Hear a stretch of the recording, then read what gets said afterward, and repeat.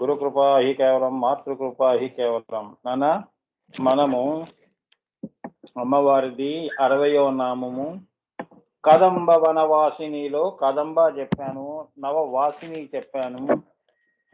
అలానే వాణి, కవన, పవన దాకా వచ్చాం మనం, అంతే కదా. పవన కూడా పవన చెప్పాలి, కవన చెప్పాలి నాన్న.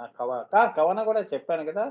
ఆమె కవనము అంటే బ్రహ్మ యొక్క సృష్టి అని ఒక అర్థం, కవనము అంటే కవిత్వము అని.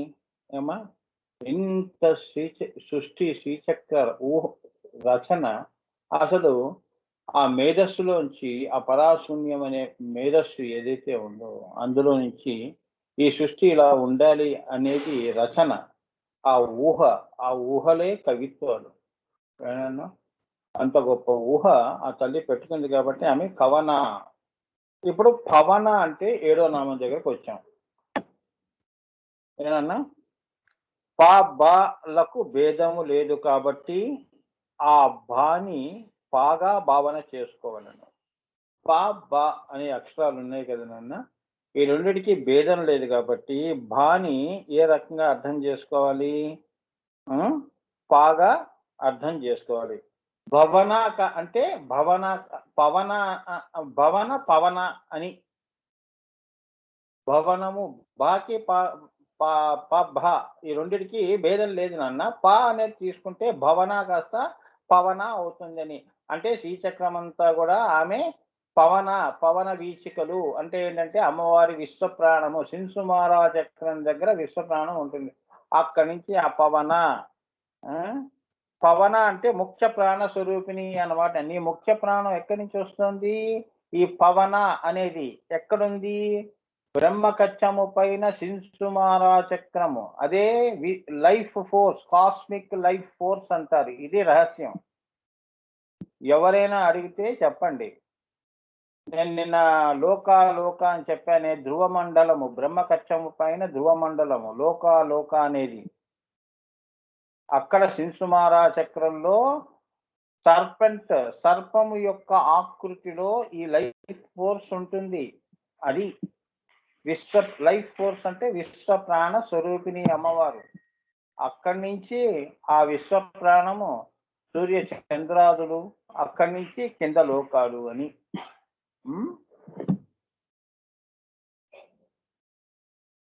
విశ్వ ప్రాణ స్వరూపిణి, జీవుల యందు ప్రాణ స్వరూపిణి. అందువలన ఆమె పవన. మనం దేని మీద ఆధారపడి ఉన్నాము? శ్వాస. ఈ శ్వాసయే ప్రాణము. ఇది ముఖ్య ప్రాణము. ఈ ముఖ్య ప్రాణము నీ దేహంలో వెళ్ళినప్పుడు అది బ్రహ్మకచ్చము నుంచి 10 దశవిధ మార్గాల్లో, దశవిధ నాదములు అంటారు కదా నాన్న, దశవిధ ప్రాణాలు ఉన్నాయని చెప్పాను కదా. అది ఎంత శ్రీవిద్యలో లిస్ట్ ఇచ్చాను కదా, అది గుర్తు చేసుకోండి. ఆ 10 డైరెక్షన్స్ లో ఈ ప్రాణం వెళుతూ ఉంటుంది అన్నమాట, ఆ ముఖ్య ప్రాణం. అందుకే ఈ తల్లి విశ్వ ప్రాణ. జీవులలో ఆమె ముఖ్యమైన శ్వాసగా ఉంటుంది. అది ఉంటేనే శరీరం నిలబడుతుంది అని. ప్రాణం లేకుండా ఎలా ఉంటాం? శ్వాసించకుండా ఎలా ఉంటాం అమ్మా? ఉచ్ఛ్వాస నిశ్వాసాలు జరుగుతూ ఉండాలిగా. ఈ శరీరం చైతన్యవంతంగా శివమయంగా ఉండాలి అంటే ఆ విశ్వ ప్రాణ, దాన్నే మనం ప్రాణాయామం చేస్తున్నాము. అంటే ఏంటంటే ఆ ప్రాణాన్ని ఆరాధించటం క్రియ ద్వారా, అదే ప్రాణక్రియ అంటారు. అదే ప్రాణాయామము, ఫస్ట్ స్టెప్ ఆఫ్ క్రియాయోగ. దాన్ని మనం ఏం చేస్తున్నాము? అంతా కూడా అందులో నుంచి కుంభించి అందులో నుంచి ముఖ్య ప్రాణం దగ్గరికి వస్తున్నాం. అంటే ఆత్మ దగ్గరికి వస్తున్నామని. అదే ప్రాణ రహస్యం అంటే. అర్థమైందా? ఆ తల్లి అలా ఉంటుంది. అది ఉన్నంత వరకే మనం ఉంటాం. అది పోయిన తర్వాత మనం నిర్జీవులం అవుతాం. అది ఉంటేనే జీవ అన్నారు. జీవము అని ఎందుకన్నాము అంటే వాడిలో ప్రాణం ఉందిరా, ఇంకా ప్రాణం నిర్జీవుడు కాలేదు. అంతే కదా. హాస్పిటల్స్ లో కూడా పల్స్ రేట్, ఇప్పుడు ఎవరికైనా ఏదైనా అయిందనుకోండి, పాపం మనం ఏం చేస్తాం? పల్స్ రేట్ చూస్తాము, గుండె కొట్టుకోవడమో చూస్తాం. అంటే శ్వాస ఉందా లేదా అని నిర్ధారణ చేసుకోవడానికి. సజీవంగా ఉన్నాడా నిర్జీవంగా ఉన్నాడా అని. అదే దాన్నే శ్వాస అంటే ప్రాణము. అది ఉన్నంత వరకే మనం ఉంటాం. అది నీలో ఉన్నంత వరకే నీ నీ యొక్క ఆటలు పాటలు. ఓకే. అది పోయిన తర్వాత మనం నిర్జీవం అవుతాం. అట్టి ప్రాణ స్వరూపిణి అయిన గాయత్రియే ఈ పవన. అటువంటి గాయత్రి స్వరూపము ఏదైతే ఉందో, అంటే ఈ త్రిపురంలో పైకి వెళితే ముఖ్య ప్రాణం అయిపోతుంది. అహం బ్రహ్మాస్మి ఒకటే ప్రాణం, విశ్వ ప్రాణం. నువ్వు యోగి అక్కడి దాకా వెళ్ళాడనుకో, ఈ ప్రాణాలు దశవిధ అన్నీ కూడా ఒకటి దగ్గరికి రావటం. అంటే రాజరాజేశ్వరి స్థితి. బ్రహ్మ సహస్రార కమలం దాటిన తర్వాత వచ్చిన శింసుమారా చక్రం దగ్గరికి వచ్చినప్పుడు ఇది ఏమవుతోంది?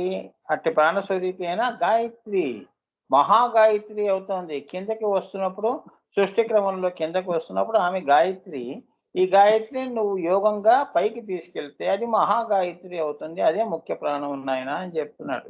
అది పవన అంటే. సో అందుకే చతుర్యాగ క్రమంగా అంత గొప్పగా గురువు గారు చతుర్యాగ బహిర్యాగం ఏమో శరీరం చేస్తే, అంతర్యాగం ఏమో నీ గురువులు నీకు మంత్రం ఇచ్చింది, సూక్ష్మ శరీరంగా నువ్వు మంత్రాన్ని జపించటం, దాన్ని ప్రాణంగా తీసుకెళ్ళటం, ప్రాణంగా క్రియాయోగా చెయ్యటం, యోగము చేసుకోవటం, ఈ మంత్రాన్ని యోగం చేసుకుని తర్వాత మహాయాగములో ఆత్మ దర్శనాన్ని చేసుకోవటం. అందుకే ఈ చతుర్యాగ క్రమాలు అమ్మవారి యొక్క పూజా విధానంలో చాలా ముఖ్యమైనవి. ఇది లేకుండా నీ పూజ సఫలీకృతం కాదు. నీకు అటువంటి గొప్ప అనుభూతులు ఆగ్నేయ చక్రం పైన జరిగేవి అవి నీకు అనుభూతం కాదు అని చెప్తున్నారు. చతుర్యాగ క్రమంగా చేయాలి. ఇప్పుడు మనం క్రియాయోగా దాకా వచ్చాము అంటే 75% మనం చేస్తున్నట్టు. అంటే 50% చేసేసాం. బహిర్పూజలు చేసేసాం. గురువుగారు ఇచ్చిన మంత్రం కూడా చెప్పేసాం. ఇప్పుడు ప్రాణం చేస్తున్నాం, యోగం చేసుకుంటున్నాం. మనం పడిన కష్టాన్ని యోగమయం చేసుకోవాలి. నెలంతా కష్టపడి జీతం తీసుకోవటం లాంటిది. సో ఈ ప్రాణమంతా కూడా ఈ ఈ యొక్క మంత్రము ప్రాణ రూపంలోకి మారిపోతుంది. అంటే క్రియాయోగంలో ఆత్మ దర్శనానికి దారి తీస్తోందని. అక్కడికి నీ శ్రీ విద్యా పూజ కంప్లీట్ అయిందని చెప్పాలి. నువ్వు శ్రీ విద్యోపాసకుడివి అని. అమ్మా, స్థూలం దగ్గర చేయటం పావు వంతు, ప్రాణంతో చేసేది 50%. అదే మనసుతో చేసేది, ప్రాణంతో చేసేది 75%. మహాయాగంలో మూడో కన్ను దగ్గర ఆత్మ సాక్షాత్కరించుకోవటం అది నీకు 100%. 100కి 100% నువ్వు జీవన్ముక్త. ఈ జీవ నిర్జీవ ప్రాణము లేనివి దీనికి అతీతంగా వెళ్ళే నీ ఆత్మ అతీతంగా వెళుతుందని, నీవే ఆ విశ్వ ప్రాణంలో కలిసి ఉంటావని. అంత ప్రాణంలో నువ్వు వెళ్ళిపోయినప్పుడు నీకు ప్రాణం శ్వాస గురించి ఎందుకు టెన్షను? అదే నువ్వు అయిపోయావు కదా, మహాప్రాణం అవుతుంది. ఆ యొక్క ఆత్మయే మహాప్రాణ స్వరూపిణి. అది ఏనన్నా చెప్పాను కదా. సూర్య బింబంలా నీ బింబం అనేది ఏదైతే ఉందో ఆత్మ బింబము అది మళ్ళీ సూర్యుడిలోకి వెళ్ళిపోవటం. అప్పుడు నువ్వే సూర్యుడి అవుతావు. అదనమాట పవన అంటే. 8వ నామము నంద. కదంబవనవాసినిలో నంద, నా అనే అక్షరాన్ని తీసుకున్నారు. ద నంద, కదంబ నంద. నంద అంటే ఆమె ఎప్పుడూ కూడా ఆనంద స్వరూపిణి, ఆనందమయము. నంద ఏమా, నంద అంటే ఆనందము అని, సచ్చితానందము. అంతేగాని మనం ఏమిటి, మనం సచ్చితానంద స్వరూపము కాదు.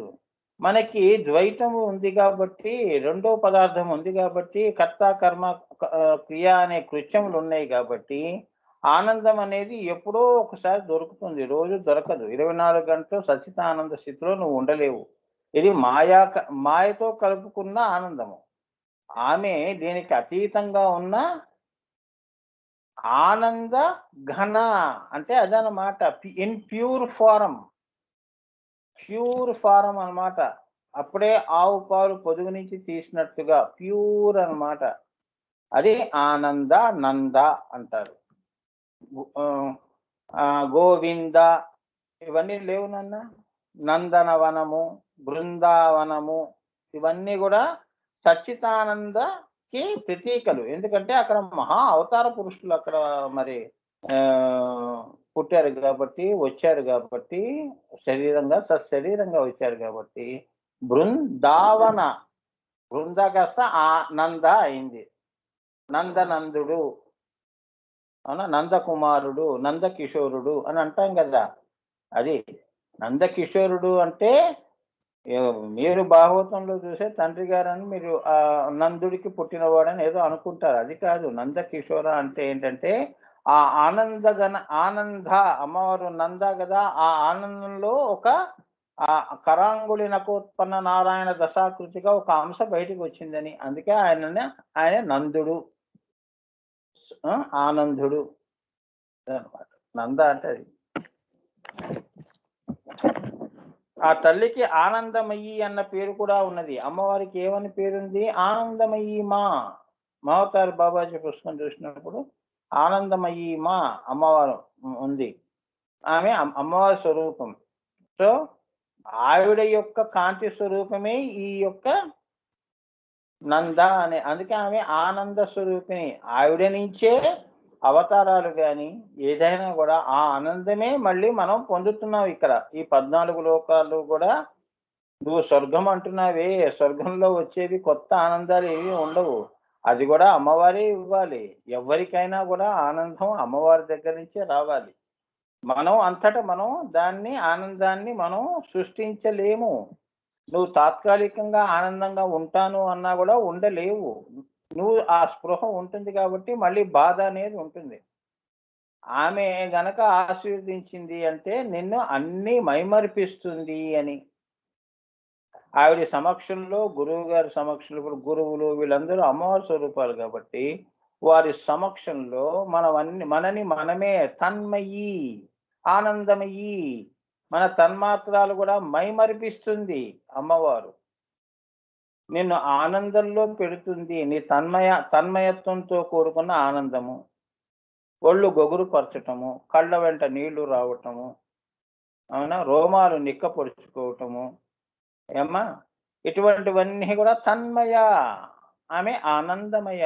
నీ తన్మాత్రాలని కూడా తన్మాత్రాకాశము అంటే తన్మాత్రాలు కూడా ఆనంద పారవస్యంలో ఆ నందాన్ని చూపిస్తున్నాయి పక్క వాళ్ళకి. అంటే కొందరు చూడండి కళ్ళు మూసుకుని కళ్ళలోంచి నీళ్లు వస్తూ ఉంటాయి. మనకి చూసే వాళ్ళకి ఓహో ఈమె తన్మయత్వంలో ఉందిరా అనుకుంటాం. అంటే ఆనందంలో ఉంది అని, సచ్చితానందంలో ఉంది. నంద అంటే అది మనుషులే కాదు, దేవతల వరకు. పిపిలిక అది బ్రహ్మ పర్యంతం ఎవడైనా ఒకటే అమ్మవారికి. అమ్మ ఏ లోకమైనా ఒకటే. ఆవిడ ఉన్నదే లోకం, మనం ఉన్నది లోకం కాదు, అది తెలుసుకోవాలి. మనం ఉన్నది మాయాలోకం. అమ్మవారి యొక్క మాయాలోకంలో మనం ఉన్నాం. ఈ లోకంలో నేను ఉన్నాను, అమ్మవారి పరలోకంలో ఉంది అని కాదు అక్కడ అర్థం. ఈ మాయ కూడా అమ్మవారి యొక్క స్వరూపమే. ద్వైతంలో స్వరూపం ఆమె రెండుగా కనిపిస్తుంది, తెలుసుకున్న వాడికి ఒకటిగా కనిపిస్తుంది. ఏకం సత్ విప్రా బహుదా వదంతి. మూడో కన్ను దగ్గర నువ్వు తప్ప ఇంకోటి ఎవరు సాక్షి? నీకు నువ్వే సాక్షి. అప్పుడే కదా అన్నావు అహం బ్రహ్మాస్మి అని. అప్పుడు అనగలిచావు. కిందేమంటావు? అలా అంటాను స్వామి, నాకు పిల్లలు ఉన్నారు, భార్య ఉంది, బంధువులు ఉన్నారు, ఇవన్నీ పెట్టుకున్నావు. నువ్వు అహం బ్రహ్మాస్మి కావు, మాయలో ఉన్నావు, అనేకములో ఉన్నావు, ఏకములో లేవు. ఏకములో ఉండేది మూడో కన్ను దగ్గర నీ దర్శనం చేసుకుంటేనే, ఆత్మసాక్షాత్కారం చేసుకుంటేనే నువ్వు నంద, ఆనంద అప్పుడే అనగలుస్తావు అహం బ్రహ్మాస్మి అని. దేహస్పృహ వెళ్ళిపోవాలి, తన్మాత్ర స్పృహలు వెళ్ళిపోవాలి, మనోబుద్ధి చిత్తహంకారాలు శరీరంతో కూడుకున్నవన్నీ స్పృహ వెళ్ళిపోవాలి, ఆస్ట్రల్గా వెళ్ళిపోవాలి. ప్రాణాల్లో నువ్వు మళ్ళీ ముఖ్య ప్రాణమై అయి ఉండాలి. అప్పుడు కానీ నీకు అహం బ్రహ్మాస్మి అనే నామము నీకు అవగతము కాదు, నీకు సానుభూతి రాదు. ఇప్పుడు అమ్మవారు ఏంటంటే నాన్న, ఆ ఆనందం ఎలా ఉంటుంది? అఖండంగా ఉంటుంది. ఆవిడిది మనది ఏంటంటే ఖండముతో, అంటే మనది ఖండ భావంలో ఉంటాం కాబట్టి మనకి ప్రసాదంలా ఆనందం 10 రోజులకు ఒకసారి వస్తుంది. రోజు రాదు, ప్రతి క్షణం ఆనందంలో ఉండము మనం. కానీ దాని వెంట పరిగెత్తటం ఎక్కువ, పొందటం తక్కువ. ఎందుకమ్మా అంత కష్టపడుతున్నా? ఆనందం కోసం గురువు గారు. కానీ అమ్మవారి దగ్గరికి వచ్చినప్పుడు ఆవిడ ఏమిటి? అఖండ అద్వయ ఆనంద, అఖండ ద్వయానంద పరచితి అన్న బిరుదు కూడా ఉన్నది అమ్మవారికి.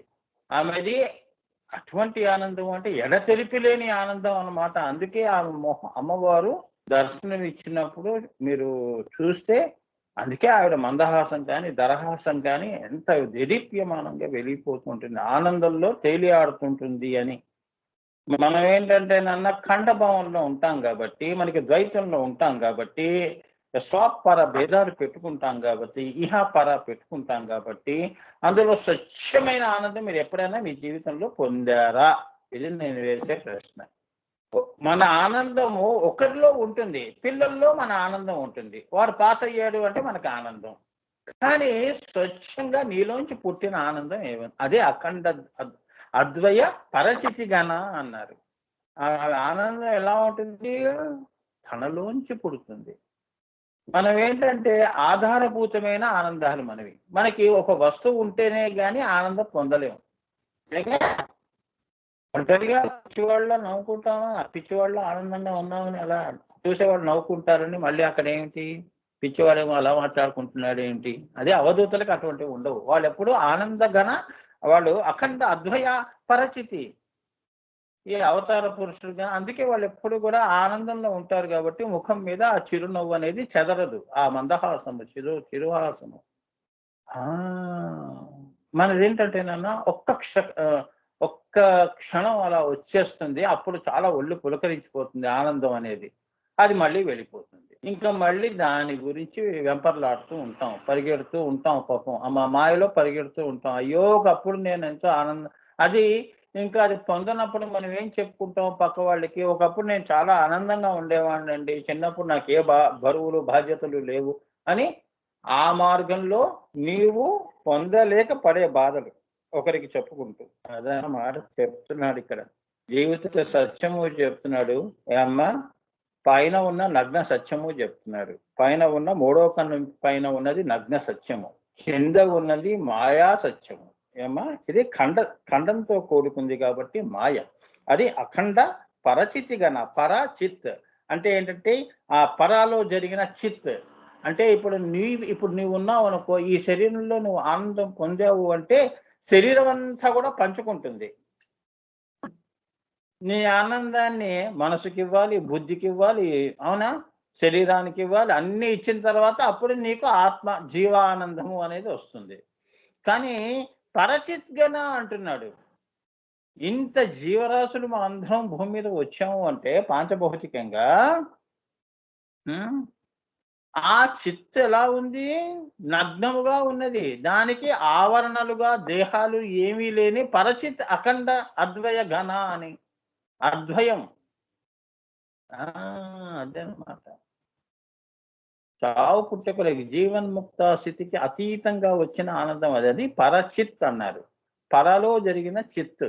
నీ చిత్తే అక్కడ దాకా నువ్వు వెళితే నువ్వు పరచిత్ ఘన, పరచిత్ జయశ్రీ, పరచిత్ శాంత, పరచిత్ వేణు, ఇలా వస్తాయి అన్నమాట. ఇక్కడ నీ నామరూపాలు అనుభవిస్తున్నాయి కానీ నువ్వు అనుభవించట్లేదు.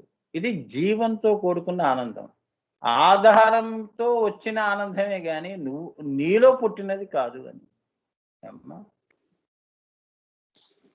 ఖడ్గమాలలో కూడా వస్తుంది కదా గురుగారు, మహామహానందాన్ని. మహామహానంద అలా వస్తాయి. అక్కడ ఇవన్నీ నేను చెప్పినవన్నీ అక్కడ పెట్టుకోండి. కరెక్టే గురువు గారు. పరచిత్ అన్నాడు, మళ్ళీ అపరచిత్ అన్నాడు. స్థూలంలో చిత్ ఎలా, అన్నిటికీ అతీతంగా పరచిత్తులో ఉన్న ఆనందం అది. పరచిత్ గణ, అది అద్వయము, ద్వయము కానిది, రెండు అని చెప్పలేనిది, ఒకే ఒక స్థితి అని. నంద, ఆవిడ అటువంటి నందిని. ఏమ్మా, మరి అమ్మవారిని మనం స్త్రీగా చూస్తాం కాబట్టి నందిని. ఆనంది, ఆవిడ ఆనంది అని.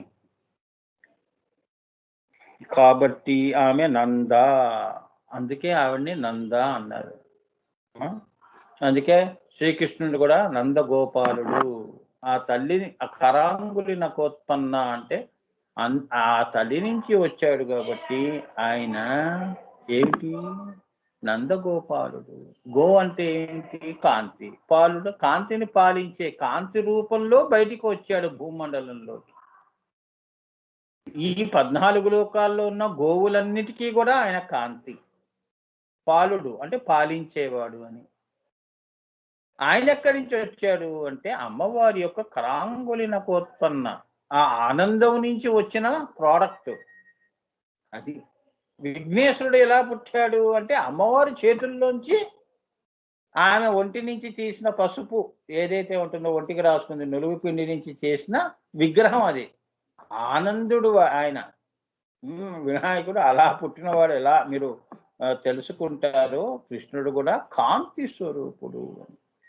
కరాంగుని నకోత్మ. ఒక రకంగా వినాయక జన్మము ఈ అవతారాల పురుషులందరూ కూడా వీళ్ళందరూ అమ్మవారు శరీరం నుంచి పుట్టిన వాళ్ళే, అంతే కదమ్మా.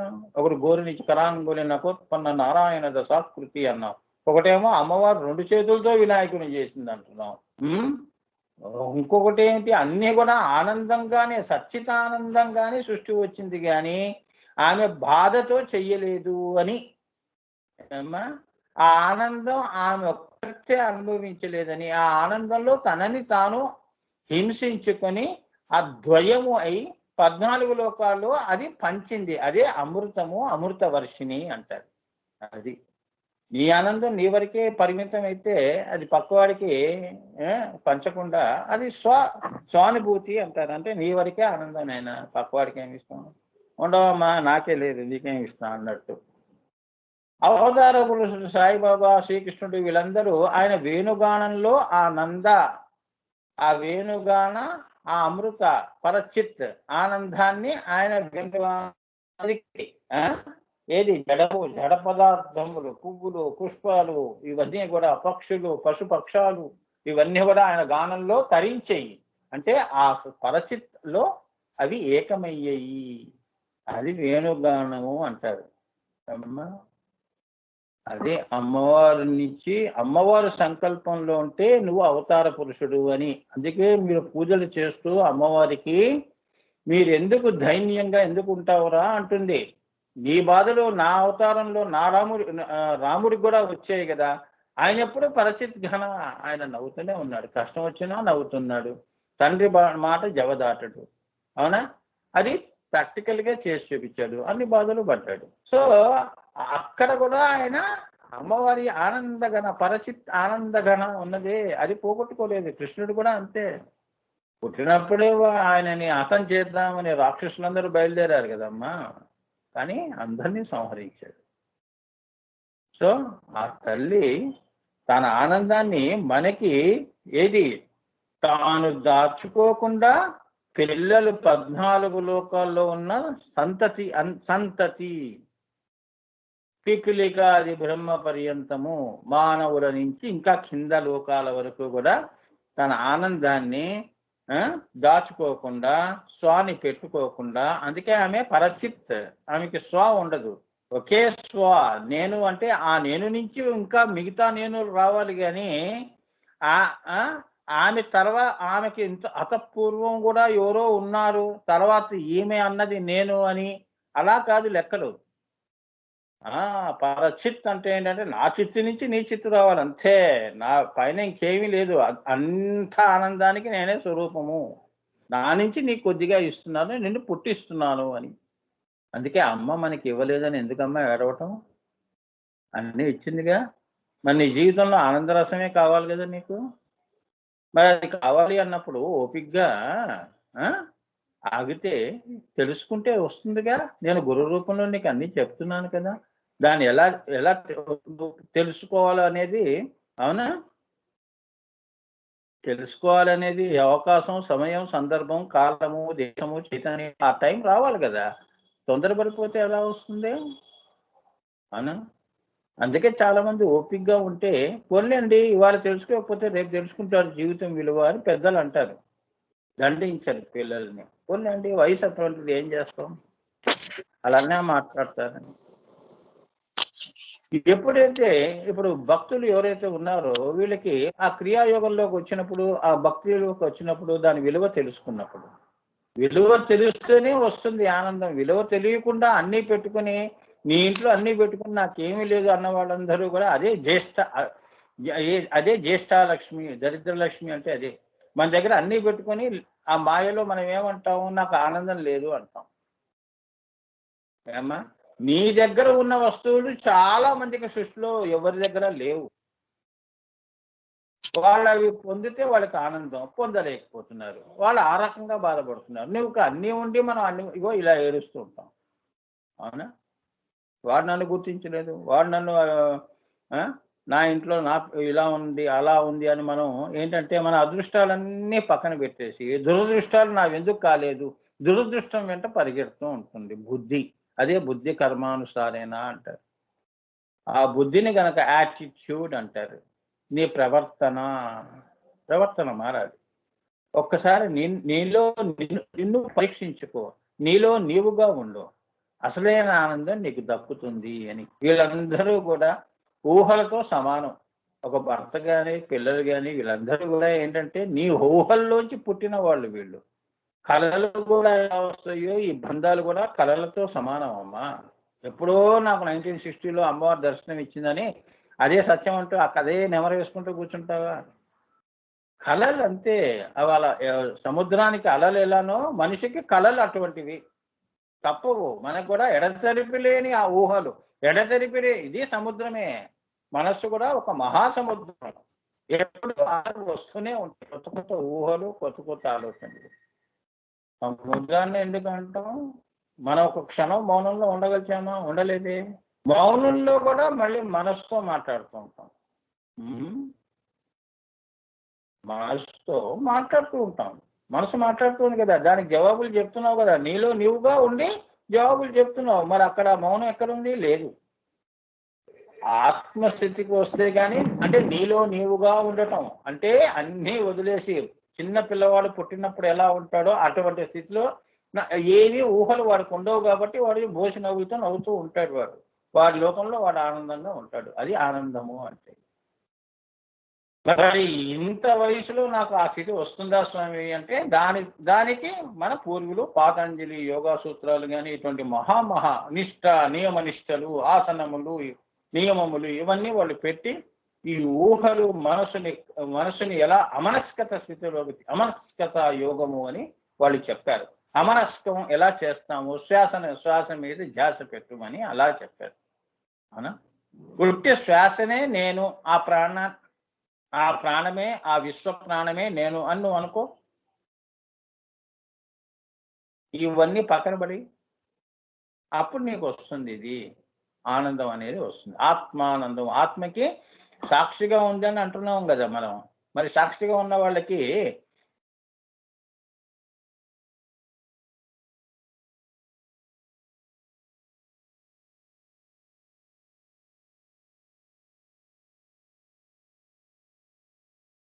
సాక్షిగా మరి ఆత్మ ఉంది కదమ్మా. నువ్వు ఎందుకు సాక్షి కాలేవు? జీవాత్మ అయినా కూడా జీవంలో నీ ఆత్మ ఉన్నప్పుడు జీవాత్మ అయ్యావు. బ్రహ్మకచ్చంలో రాకపూర్వము, బ్రహ్మకచ్చంలో పుట్టినప్పుడు పైన ఉన్నావు కదా, అలా ఉండు అని. ఇప్పుడు దేహంలో ఉన్నా కూడా అలానే ఉండు, సాక్షిగా ఉండు. నువ్వెందుకు రియాక్ట్ అవుతావు అని. అన్నిట్లో నీ కర్తృత్వం ఎందుకు? అదే కర్త, కర్మ, క్రియ అంటే అదే అన్నమాట. అక్కడే కర్మలు చేసుకుంటాం మనం. అందుకే ఆత్మని తెలుసుకో. మన దగ్గరే ఉంటుంది ఆ జ్ఞానం, కానీ అది తెలుసుకో. అదే మాయ, అదే ద్వైతము.